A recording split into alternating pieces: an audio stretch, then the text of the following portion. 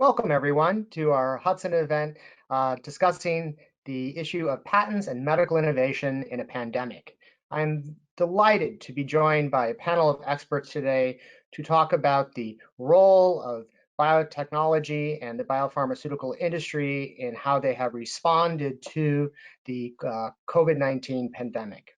As everyone knows, of course, we are in the midst of the first worldwide pandemic of a sort that we have not witnessed since probably the 1918 Spanish flu. But this is guaranteed not to be a repeat of the 1918 Spanish flu pandemic, which killed tens of millions of people around the globe. And the reason for this, of course, is that we have a modern biotechnology and biopharmaceutical sector today that has immediately reacted and responded to the current conditions with incredible research and development, investing thousands of labor hours to develop new tests, new drug treatments, and even more importantly, a vaccine that will eventually eradicate or at least reduce significantly the impact of the coronavirus on our lives going forward. In our panel today, we have three speakers in order. Fred Reinhardt, who is Senior Advisor for Technology Transfer at UMass Amherst and past President of Autumn. Eric Victory, who's Vice President of Global Strategic Marketing for Arenia Pharmaceuticals and previously Vice President of Partnering and Strategy at AstraZeneca's MedImmune unit. And Melissa Brandt, who's Assistant General Counsel and Director of Intellectual Property Policy at the Biotechnology Innovation Organization. The three of them have many years of experience, an incredible number of accolades and achievements to their names. So if you'd like to learn more about them, I highly recommend embracing the online world that we have all been living in for the past couple months and just Google their names and you'll find out much about them. So I'm going to kick off our event today just by starting with a question to Fred. So Fred, as scientists and researchers race to invent treatments and possibly even a vaccine for COVID-19, it's clear that research and development of these innovations is key. Could you describe a bit the role of universities and the scientists who are working at universities in this research and development, and how is their work supported? Sure, thanks, Adam. So universities, and I'll include teaching hospitals in that term, we have a three-pronged mission: education, of course, research, and service, and I'll mainly focus on the last two. The total aggregate annual research expenditures of universities in the US is around $80 billion. The federal agencies like NIH, NSF, DOD, and their institutes fund about 42 billion of that. Other sources are internal university funds, industry support, and nonprofit funders like foundations. The work is done by principal investigators who are senior tenured faculty, grad students on their way to PhDs, and research associates and assistants who are non-tenure. Most of the awards are competitive, and especially with the federally funded awards, they're result of a peer review process. Almost all the research is investigator driven, but it almost always responds to the needs or the goals of the funder. If an invention results from the research, except for some cases with industry funding, the institution will own the resulting intellectual property. And this will tie into later comments about service, including licensing and startups, economic development. Currently at universities across the country, most research is on hold except for COVID-19 related work. And universities are really, like a lot of companies, very sensitive to the urgency of this. And they're working in three particular areas. First of all, developing therapeutics, diagnostics, vaccines. Secondly, they're involved with clinical trials involving COVID, either therapeutics or diagnostics, and there are actually at least 35 universities that have ongoing clinical trials of this nature. And the third area is developing COVID-related devices like masks or shields, or even respirators, and sharing information about those devices. The members of AUTM, and that's the Global Technology Transfer Professional Association. They're sensitive to the unmet needs in the world and neglected populations. As evidence of this, a lot of schools have signed on to what was called the 9 points to consider in licensing and to be sensitive to needs of underserved populations. And also the AUTM Global Health Toolkit, which gives guidance on working with diseases that relate to developing countries in particular. And along lines of that, there are two, I'll just call them pledges, that have been developed that relate to COVID-19. One is the technology access framework that was developed initially by Stanford, Harvard, and MIT. There are 21 universities that have signed on to this, and then the AUTM licensing guidelines, and there are over 80 schools that have joined that. So the idea with these two pledges is that many schools are and teaching hospitals are either not pursuing patents, or they're granting easy to sign, royalty-free, non-exclusive licenses, although with limits. And I'll just describe 3 limits. One is that they were pandemic related. 2, they are time limited. And 3, that they deal with products that are urgently needed now and that require little investment. To be clear, they don't necessarily deal with technology that will require significant investment of time or dollars. So I'll stop there, Adam. I think that's just a quick overview of university research activities right now. Thank you. Thank you. It sounds like there's been a lot of activity and response. Very quickly, for anyone in our audience who's listening to this, could you just in a couple sentences describe what tech transfer is, since that's a term in our field, but not necessarily everyone knows what that is.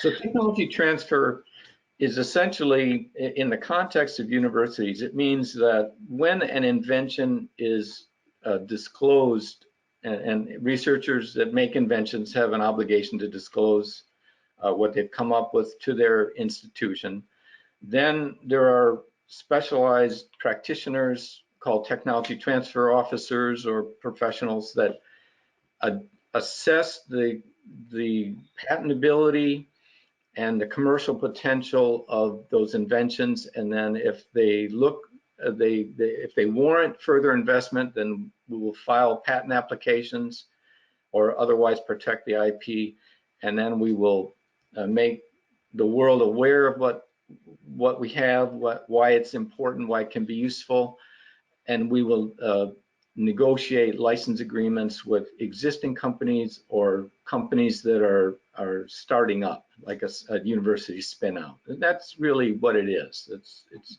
We handle inventions, and our job is to transfer them from a university or academic setting into the private sector, because as universities, we have a charitable exemption. We do not do commercial activity. We rely on our commercial partners for that. Yeah, and the bridge is the licensing activities that bridge that lab to the market. Exactly. Yeah. All right. Excellent. Eric, could you describe from your place in the biopharmaceutical industry how the sector has responded to the COVID-19 pandemic? Sure, Adam. Thanks for having me today. So in brief, the response of the biopharmaceutical industry to the coronavirus outbreak has frankly been unprecedented in the history of the industry in terms of its scale and its scope and its depth. We have seen virtually all of the major players, and frankly, almost all of the players, period, looking into how to address the crisis in a variety of ways, both through development of new products. So you've talked a little bit about the efforts to find a vaccine. There are other new products being developed, such as therapeutic or preventive antibodies. There's been extensive work to repurpose existing compounds that may already be marketed, but might, via their mechanisms, have a way to treat coronavirus infection. And the other thing that I think has been particularly notable and striking in the speed with which it has happened is the forging of new collaborations, both among startup biotech companies who may not have large commercial and manufacturing infrastructure and the larger established pharmaceutical firms, and also unprecedented collaboration between companies that are normally the fiercest of competitors. Great. Do you have any numbers on the actual vaccines and medicines being investigated at the moment? Yeah, so the latest number that I saw, I think it was in last night's or this morning's BioCentury, had counted about 450 or so development programs underway, combining both the preclinical and clinical work. I think the number that I've seen most recently is about 100 of those are vaccines, and then the remainder are either novel products such as antibodies, or existing products being studied to be repurposed to see if they can fight and treat coronavirus. Wow. And has this ever happened before? You said it's unprecedented. So was that just rhetoric, or is that literally true? We have absolutely no history of anything like this in terms of the rapidity and scale and scope of the response to this outbreak. We obviously have some recent historical parallels in terms of disease breaking out. So if you look at the 2009 H1N1 pandemic, or even the previous coronavirus outbreaks with SARS in 2003 and MERS more recently, and in those instances, certainly with the 2009 influenza pandemic, you certainly had the influenza vaccine manufacturers working on that, as well as companies that had flu antivirals available. But you saw nowhere near the breadth of the response. Similarly, with SARS and MERS, there were selected companies working in this space, but nowhere near the scale and scope that we're seeing. We were at the low end of the range of dozens, if that, in those prior crises. And again, we're looking at somewhere in the range of 450 or more active development programs today. Wow. Wow. Melissa, Erica's described an incredible response that literally is unprecedented. Can you maybe explain a little bit more and flesh out some of the details here on what has made this possible, especially given the comparison to past responses to pandemics and medical concerns? Absolutely, Adam, and thank you so much for inviting me to be part of this webinar today. I think that the H1N1 vaccine that Eric mentioned was a good place to start. They're part of the reason that the vaccine came online more quickly was because influenza technology was already developed in the past, right? We're all familiar with your annual flu vaccine. So those companies were able to harness existing technology and get a vaccine together more quickly that was both effective and also could make it through the regulatory process more quickly because those mechanisms were in place. Here, because we haven't had really a successful coronavirus vaccine in the past, I think that's why you see this very robust response from all sectors of the biotech community coming together to work on finding a solution. So as Eric was mentioning, there's over 450 compounds or novel molecules under development right now in response to the COVID-19 pandemic. I think an interesting aspect of that to note is that over 200 of those originate from companies whose headquarters are in the United States. No other country comes even remotely close to that. And reflecting upon this and talking to my member companies as we've been working through this pandemic, I really truly think it's our robust patent system that has allowed this vigorous response from US-based companies. Starting in about 1980, the US really started introducing very strong pro-innovation policies. The Bayh-Dole Act was enacted in 1980, and I think that Fred was referencing that when he was talking about universities owning their patents and being able to license them out and work in collaboration with private industry. There's been other very strong pro-innovation policy that has developed. And because of that system, that's why we have so many companies in the US who are able to open their portfolios and have a variety of diverse candidates that they thought that they could contribute to this effort.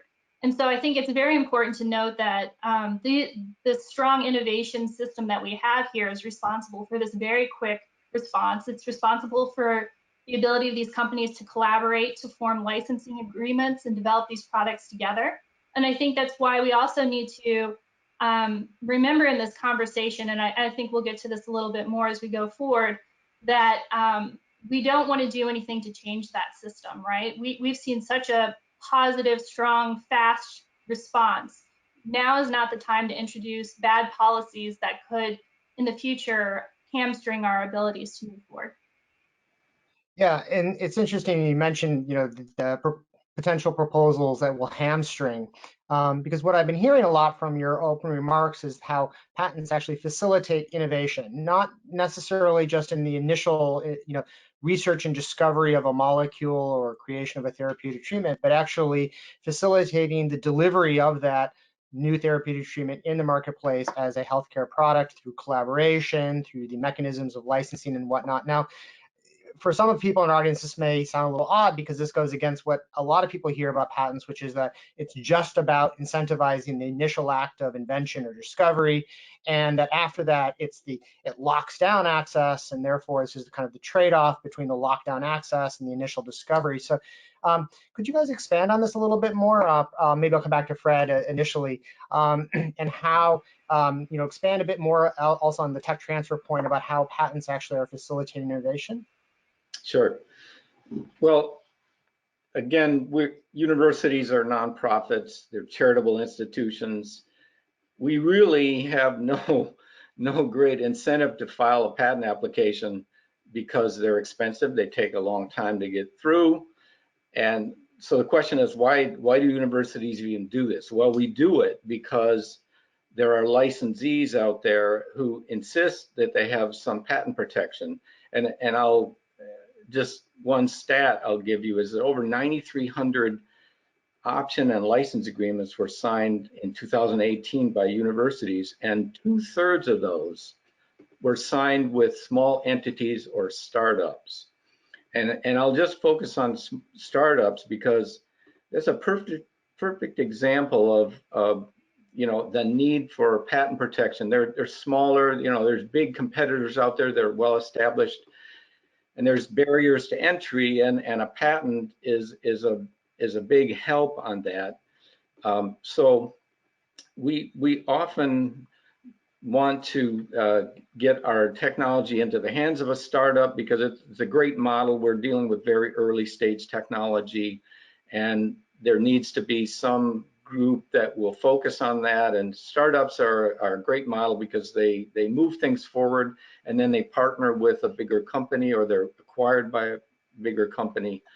And I'll just mention that one startup that's in the news lately is Moderna, of course, with the interesting vaccine that looks very promising. And I'll point out that that is a spin out from the Rossi lab at Harvard, and involves the use of Harvard and University of Pennsylvania technology. So that's an example of how universities can really make a difference in addressing urgent health needs in the country and the world. Yeah, just to add on to that, I think Moderna is a very interesting illustration for this point. I, of course, haven't looked at their patent portfolio or the university portfolios that were licensed to them, but what I do understand is the Moderna vaccine is an entirely new platform. So it's not your traditional vaccine that's grown in a vial based on egg cultures. It's an RNA vaccine, I believe. And this is an entirely new way to go about vaccine development that, if successful, could potentially make it much quicker to actually develop, to make the vaccines that can be given to patients. And so my point in this is that there was a platform that was developed, and then I'm not sure if it was Moderna or who figured I can apply this platform to this particular disease area, COVID-19, right? So in theory, this platform, this RNA vaccine platform, could hopefully be applied to other disease areas in the future. So that's an example of how, if you have patents on the platform, that's not the end of the road there. It leads to future innovations that have different concrete applications, and I think everybody would agree are still very innovative and incredibly useful. Well, hopefully incredibly useful. Yes, I think Yeah. Melissa has really hit the nail on the head in both sets of her remarks. I think if you look at the patent system that we have set up in this country and elsewhere to encourage innovation, it does a couple of things for us. First of all, the patent system has fostered the establishment of a broad-ranging biopharmaceutical industry that has such a breadth of capabilities to be able to address the outbreak here. And it's everything from existing products that may be repurposed to the establishment of new capabilities like the mRNA vaccines that Melissa was talking about. And again, because we're dealing with some very novel classes of vaccines and other products here, there are certainly going to be things that we learn during this outbreak as the companies start to develop these products that will ultimately have broad application well beyond coronavirus. And having a robust patent system in place will enable those companies to make those investments in the early days when, frankly, most of them will not pan out. But the ones that do, I think it's fair to say there's a good likelihood they're going to bring tremendous benefits for human health globally. Yeah. And you've been mentioning, the important role of patents in facilitating, as a platform. I like that term, not just in terms of, the creation of a new therapeutic treatment, but actually patents themselves are platforms for activities in which people can engage in the licensing that Fred mentioned, and the development of new collaborations and exchanges and spinouts and new types of innovative commercial arrangements that property rights serve as the basis for, in terms of incentivizing people to engage in. But a lot of people also sometimes point to other ways that we can incentivize innovation. They talk about we should use prizes. In fact, the Wall Street Journal just this past weekend had an article in which they were advocating, the author was advocating for prizes as the solution to the COVID-19 pandemic, and arguing that patents actually are a blockade, are a barrier for people. And other people point to tax subsidies or direct investments by the government through research and development and things of this sort. So we're hearing a lot about patents, but can you maybe spell out a little bit more some of the comparative advantages and disadvantages between patents and these other mechanisms for promoting innovation? Sure, I'll take a stab here. I think when you look at mechanisms like the establishment of a prize or government funding of a specific line of research, the inherent challenge, and we're seeing it here in the science associated with coronavirus, is nobody really knows exactly what it is we need. In spite of the fact that we have 450 programs under development and many of the companies in the biotechnology industry working on this problem, nobody knows yet which is the approach that's going to work. Good Lord, we really hope that the front runners pan out well so they're able to come to market soon. But I think the fundamental problem that you see with something like a prize or a government selected research program is ultimately it's really not clear at the front end what's going to work. And I think a patent system is a way to efficiently incentivize whichever product ultimately ends up addressing what the needs of the market end up being at the time that product ends up getting there. Yeah, and just to add on to that a little bit too, I agree with what Eric said. Another way to look at it too is, say you want to engage in research to try to win a prize for curing COVID-19. And say along the way you find a cure that actually treats a different virus that's caused a chronic disease that our society struggled with for years. Well, if you can't get patent protection for that solution, it's going to be very difficult to move that product forward, right? You would have spent hundreds of millions of dollars potentially. And yeah, maybe you didn't solve the COVID-19 problem, but you solved another very important problem. But it's very difficult to move a product like that to market without any sort of security that it will take to get that product across the finish line, manufactured, distributed to patients everywhere. Yeah, and Fred, prizes seem to raise the type of issue that ultimately led to yours and Melissa's earlier discussion of the Bayh-Dole Act. Maybe you can expand on that a little bit. Sure. Bayh-Dole was it was passed in 1980, and it's had a tremendous effect on both the economy and on medical advancements. So Bio and Autumn did a report on economic contribution of university and nonprofit inventions since 1996, and the result was 1.7 trillion increase in gross output and supporting almost 6 million jobs. So it's been a major boon to economic development and strengthening the American technology basis. Also, there was an important, as far as medicine, there was an important article in New England Journal of Medicine in 2011 by Ashley Stevens and from Boston University and Mark Rohrbaugh from NIH and others that showed that there were 153 new drugs, vaccines, or new indications of existing drugs that were developed that could be traced right back to academic research. And in personal correspondence with Ashley Stevens, he thinks that number is now up to 289 drugs or vaccines or new indications. So it shows that the Bayh-Dole Act, by giving the incentive to universities to work on this, by making clear who owns them and giving universities the flexibility to enter into license agreements that make sense, you know, and if you look at these 289, you know, drugs, vaccines, et cetera, you will probably find that almost all of them were covered by some sort of patent rights. So the system really is working, and patent, you know, property rights that are clear, defendable, and robust are a key factor in this achievement.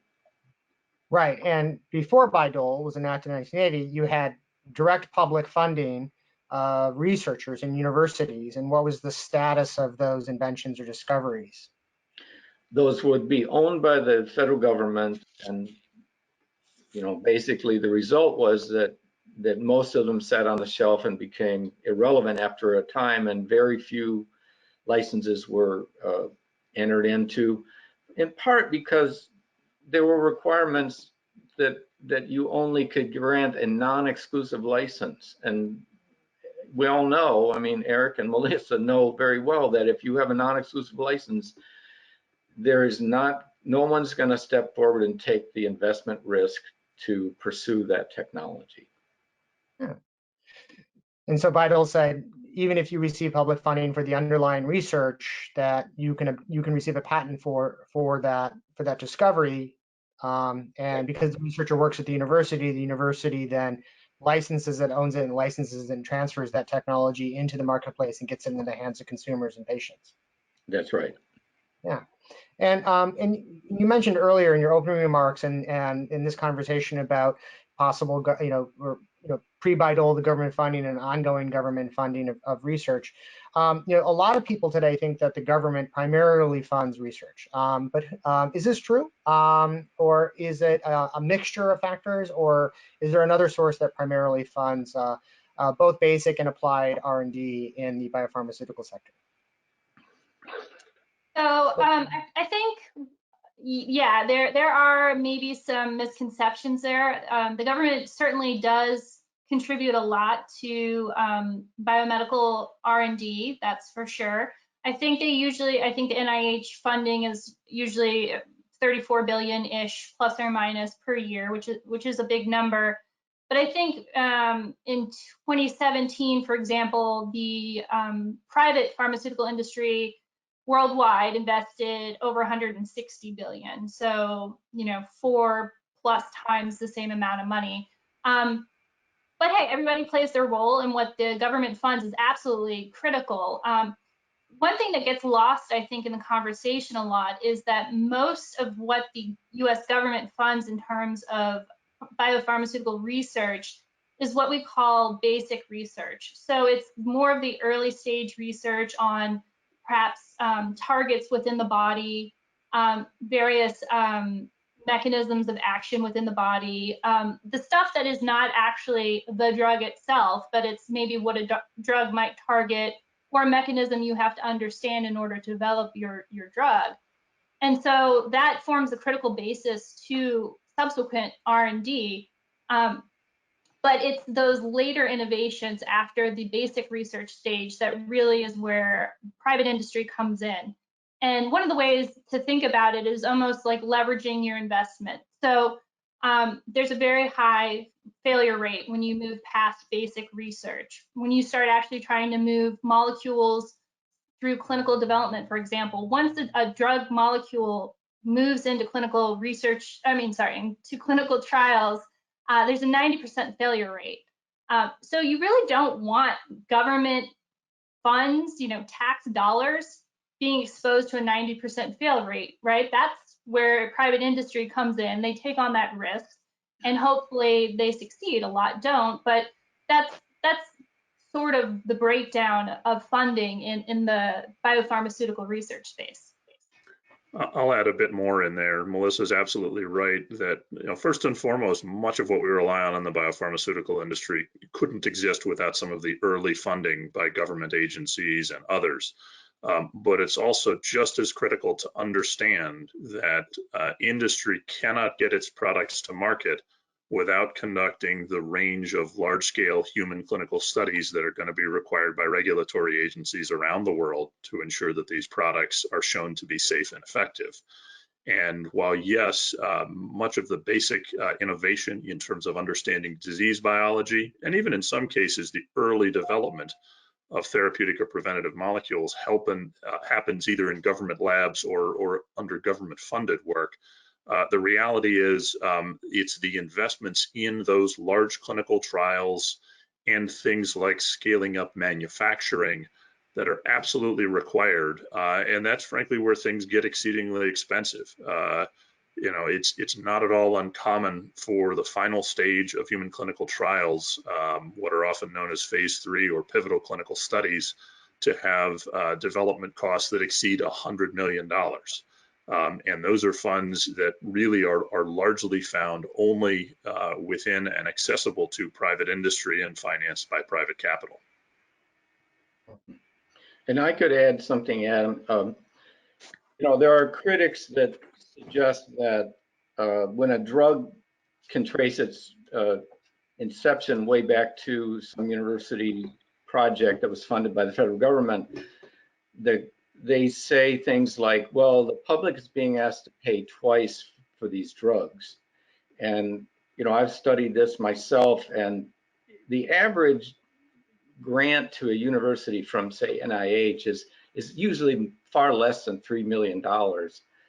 But Tufts University Center for Study of Drug Development cites, the total average cost of $2.6 billion to get a drug to market. So you can, if you want to argue that the public's paying twice, then you have to have the numerator be $3 million and the denominator be 2.6 billion, and that works out to about 0.1%. So it's a false statement to say the public's paying twice. They paid a very small fraction of the total cost, and as Eric points out, that is exactly what created opportunities that could then be pursued by private industry. And this data seems to reinforce the earlier point that we were talking about the function of patents as the bridge from the laboratory to the marketplace, that that bridge is very expensive to build, and you need to enter into commercial partnerships and create other types of mechanisms. And the initial basic R&D or the very far upstream funding doesn't do that, and a prize wouldn't do that either. But the patent as a property right facilitates that. So absolutely, that kind of intellectual property protection is critical if private capital is going to have any willingness to invest, because I think the salient point there, Melissa talked about it, somewhere in the ballpark of 9 in 10 products that enter human clinical trials ultimately fail. They're not sufficiently effective, they're not safe, or something else goes sideways in the development program. And the broader number, if you start at the point of original isolation of a compound in the bench that's typically cited, is only about 1 in 10,000 molecules that are originally generated ultimately reach the market. So I think that the piece that may not be often appreciated is development of novel therapeutics and preventative products, including vaccines, is an enormously high risk enterprise in which the vast majority of the money invested, unfortunately, does not go towards a successful product. So for the very small percentage that do succeed, in order for anyone to be willing to invest in those, there does have to be some degree of protection of that intellectual property, so the investor has some degree of confidence in an ultimate return. Yeah. And this kind of is a nice point to then circle back to, I think, some of the comments at the beginning that touched on some of the responses that we've heard from policymakers and legislators and regulators since the pandemic even began in February. I mean, with the very first hints of the pandemic, you heard regulators and legislators invoking Bayh-Dole and saying we should use the marching power of Bayh-Dole. And so could you comment a little bit about this? Is this the right policy focus that our policy decision makers should be having at the moment, out of the get-go, saying out of the gate, before there's even a vaccine or a drug treatment, saying we should be using the Bayh-Dole marching power, things of this sort. Fred, maybe I'll start with you just to maybe describe the marching power, because we've been talking about Bayh-Dole a bit. You've lived in this world for a very long time in your professional life. Sure. So marching is completely inappropriate for any effort to set prices of resulting drugs.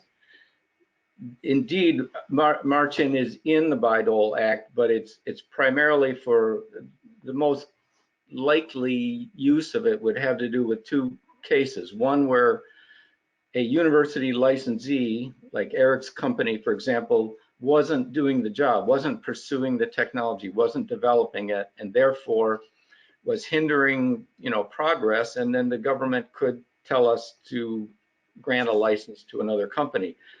The other case that could come up is where there's inadequate supplies of a certain needed therapy, for example, and the government could march in that case as well.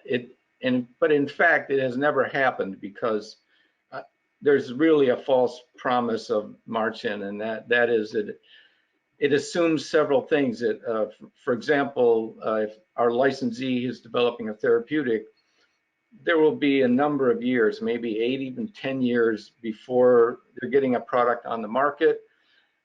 That product will at some point be priced, and then someone might say, well, that price is too high, so we should march in. Well, first of all, the law doesn't allow that, but even if you did, even hypothetically could march in for that purpose, I question the usefulness of that, because first of all, that company would have already developed a huge amount of intellectual property and knowledge and trade secrets to pursue that therapeutic. No other company would have access to that. So, that's an example of why it will simply not work. Let me add in, I think, I think in terms of the question of whether it's things like invalidating patents or using government march-in rights, Fred has walked through the principles, and he's absolutely right with everything he's outlined there. But I think even more important in this specific instance of the coronavirus outbreak, patents have not been a problem. Patents are not preventing access of a viable product or technology to anyone at this point. And in fact, everything that we've seen out of the outbreak so far is precisely the opposite. So you've seen a number of the large companies involved in this who have taken affirmative steps and made broad public commitments to availability of their products. So I'll call out a few. For example, both AstraZeneca and Johnson & Johnson, each of whom are involved in development of coronavirus vaccines, have both made public commitments about making vaccines available either at a nonprofit basis or at cost. We've also seen Gilead, the developer of remdesivir, which I think probably counts as the first therapeutic to be approved in this campaign. Promptly, I think it was within a week of their initial approval, they announced a broad range of manufacturing partnerships to ensure that the product would be available globally and at prices that would be sustainable across the globe. And then if you look at some of the considerations that Fred described, for example, manufacturing availability, again, we've seen a broad range of partnerships already executed where companies developing novel vaccine technologies, for example, BioNTech has partnered with Pfizer, Translate Bio has partnered with Sanofi. Both BioNTech and Translate are developing more of these new messenger RNA vaccines. They've now engaged with partners who have large-scale manufacturing capability. Similarly, we've seen companies like GlaxoSmithKline in particular, they've been particularly active in the partnering front. They've made their vaccine adjuvants, which are intended to stretch vaccine supply and reduce the required doses. They've made that adjuvant technology available to somewhere in the ballpark of a half dozen other companies at this point, including, again, one of their big competitors, Sanofi. Those two are typically some of the fiercest competitors in the vaccine space. They are now working together. So I think it's really important that everyone understands that invalidating patents at this point would be solving a non-problem. We have an industry that is clearly focused on accelerating the development of vaccines and therapeutics and other preventatives, and doing so in a manner that ensures access as broadly and as rapidly as possible. I suppose the one thing I would add to that as well, and I think Eric and Fred really nailed it, so there's not too much to add, but one thing I'll say is that when we were talking about H1N1 earlier and that rapid development of the vaccines there, those developers actually ended up holding the bag at the end, right? They succeeded, they developed successful vaccines, they did so rapidly, and then the pandemic ended and a lot of, very many of the contracts they had signed with countries were canceled, and hundreds of millions of vaccines that had been purchased were no longer being purchased. Yet those companies still, same companies are showing up today. They're doing what they can to help develop a coronavirus vaccine. They're putting aside other key projects that they were working on, right? You can't just throttle up on a COVID-19 vaccine and not stop other projects in certain cases. So, I think it just shows a very, very, strong-willed intent on these companies to show up and do the right thing. And, if anything, policies need to be enacted to protect them from the sort of circumstance that happened with H1N1 vaccine, where all these contracts were canceled. Yeah. So just as Eric and Melissa were talking about all the activity going on in industry, there are hundreds and hundreds of researchers all over the country and indeed the world working on different therapies, including for COVID. And I think the concern that universities have is when you talk about march in and criticizing or undermining patents, that you really run the risk of undermining or dismantling a really key innovation pipeline. And that, my feeling has been lately that if you're going to address things like access and pricing, then maybe that should be done downstream, far downstream. And one thing a question I'll pose to Melissa is, in my own research, I've identified about 160 patient access programs, which are set up by individual companies or even, industry associations like Bio to address problems of access and affordability. And it seems to me that it's a far better approach to dealing with a recognized problem than to attack patents, which are what makes all this, these opportunities come to the fore. I think that's absolutely right. And it also, another aspect of it is that, my understanding is with certain vaccines, for example, they're actually purchased by the government and distributed by the government. So it's not a question of Bob from down the street having to go to the pharmacy or his doctor and pay X amount of dollars. It's actually a government procurement issue. And then if you look at the question from a global perspective, I think we all understand here if there are cures and treatments and vaccines for COVID-19, they're going to need to get to patients all over the world. A lot of countries aren't set up the way the United States is.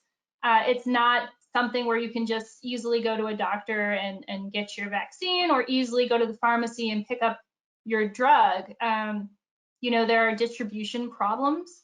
There are failures in the medication surveillance system where people don't have faith that the pills they're taking are actually pills provided by whatever company is supposed to manufacture them, because gray market or counterfeit goods, I should say, not gray market, counterfeit goods are coming into the country in an unregulated fashion.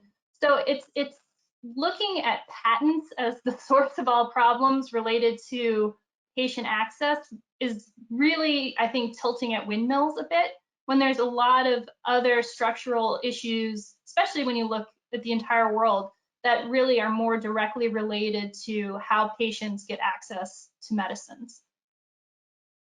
Yeah, and I think an example of that is that I think around 85% of the medicines on WHO list of essential medicines are already off patent.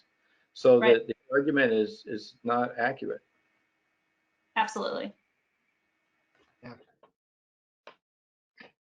Well, this is very interesting to be exploring some of these kind of issues that we don't often hear talked about in the current policy discussions.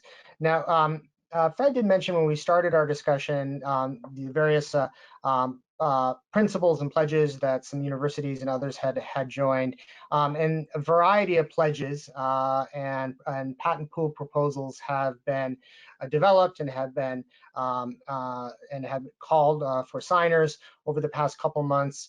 Some of these pledges call for the disavowal of all patent rights and any COVID-19 drugs or vaccines. Others set forth general principles of the sort that Fred mentioned. Do these pledges raise any additional concerns beyond just the ones that you mentioned with respect to kind of the government stepping in and having kind of an improper policy focus or deploying policy tools at the wrong point in the value chain? Do these pledges and pools, which seem to be privately developed, right? These are kind of the classic private ordering mechanisms, as economists refer to them. This is the collaboration that you would like to see in the marketplace. But do they raise other concerns? Do they have other issues or unintended consequences that might be people might need to be made aware of? I'll give a shot. Oh, go ahead, Eric. Yeah, I'll give a shot at this one. So, I think as it relates to, companies laying down or being asked to lay down patent rights during the coronavirus crisis, I think this creates, it's problematic for at least a couple of reasons. First of all, it doesn't actually address some of the rate limiting factors. And then second of all, I think we can talk about, the potential implications for the future. But let's start with the rate limiting factors today. So I think one of the pieces that has become increasingly clear, even publicly now, is that the key rate limiting step in making vaccines available, if and when we are successful at developing them, is going to be the establishment of manufacturing capacity. And that's not something that's limited by a right or license to a patent. That's something that requires substantial financial investment to build a facility, and then significant time, effort, and focus to get that facility actually constructed, validated, and run according to the appropriate manufacturing standards associated with making pharmaceutical products. And I think it's important to understand, and we saw this a bit during the original 2009 H1N1 pandemic, that the manufacturing capacity needed to supply hundreds of millions or billions of doses of vaccine is not something that can be done overnight. And waiving patent rights is not going to accelerate that. Waiving patent rights is not going to give otherwise unsophisticated parties the ability to conduct clinical trials to find a suitable therapeutic or vaccine, for example. I think the other piece where waiving patents is problematic is the reality is, and we're still learning a lot about the virus, but it's entirely possible that this is a virus that is going to be with us for a long time. Certainly much of the conversation that I've picked up in speaking with my scientific colleagues indicates that we've got a reasonably high likelihood that there's going to be a rebound in the fall and we're going to see an increased wave of disease. But I think the other piece that may not be appreciated as broadly yet is there's every possibility that coronavirus may circulate as a seasonal virus that we need some sort of annual or every 5-year vaccination against.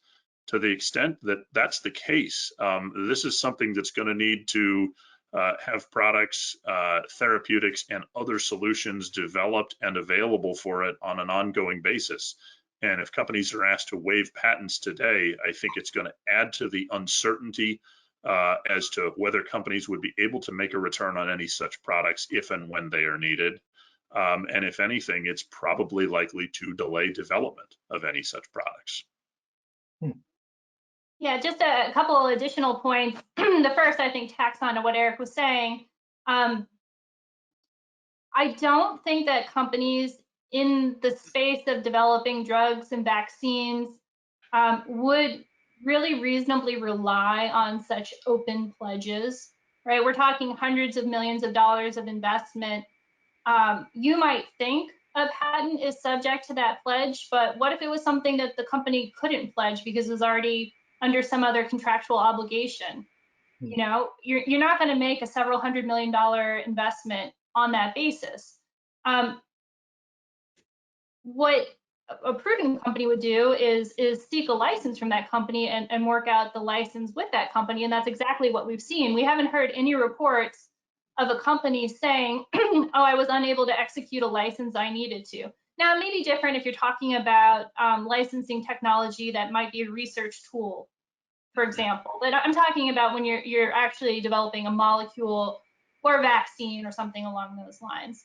The other thing I think gets lost, and maybe this just is because, you know, some of these pledges, I think maybe are directed to different industries, right? Like you see some high-tech companies signing on to the open COVID pledge, for example. And these aren't companies that are developing drugs and vaccines. I don't know what they're developing for COVID-19, but it's not drugs and vaccines, I can tell you that.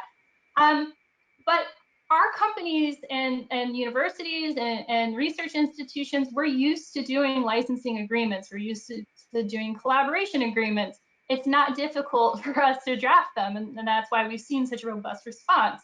But it's important to these companies and researchers and institutions to know upfront what's going to happen with the rights at the end of the day. As I mentioned earlier, sometimes you invent and discover things you didn't set out to invent and discover, and that's great.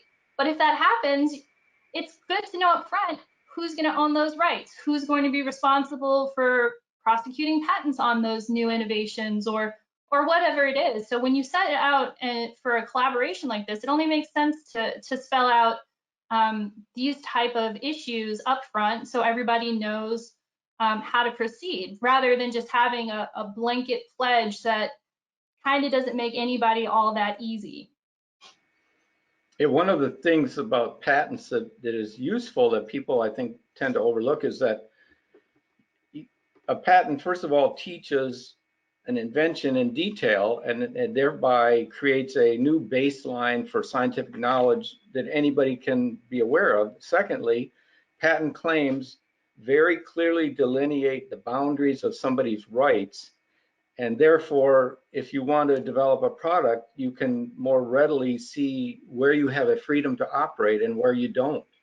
And if it's a free-for-all, you're going to have problems. And so the patent system provides a very useful benefit in that regard. It's almost like embracing some type of no patents, no rights at all in this area or in this space puts us right back to pre-Bayh-Dole days where the rights are uncertain, no one knows what to do, and therefore the reality is that things will sit on the shelf longer because no one will want to undertake the risky billions of dollars of investment. Yep. It's a really good point, and I'd just like to note, before Bayh-Dole, very few of the new drugs worldwide were invented in the US. And since Vidal, current day, about 60% of all new drugs are developed first in the United States. And Vidal isn't solely responsible, but it certainly played a big role in that. Well, this has been a really interesting, wide-ranging discussion that's touched on historical pandemics as it relates to today, and the infrastructure that's been created in the biopharmaceutical industry as a result of the patent system, and how this compares to prizes and other types of mechanisms for incentivizing innovation. Do you guys have any closing remarks before we finish out our discussion? No? Okay. Well, thank you again. Thank you again for taking time out of your very busy days and addressing this current pandemic in your respective areas in the biopharmaceutical sector. I know that our audience and I myself have appreciated very much learning about these issues, and we look forward to continuing the conversation. Thank you. Thank you. Great. Thank you.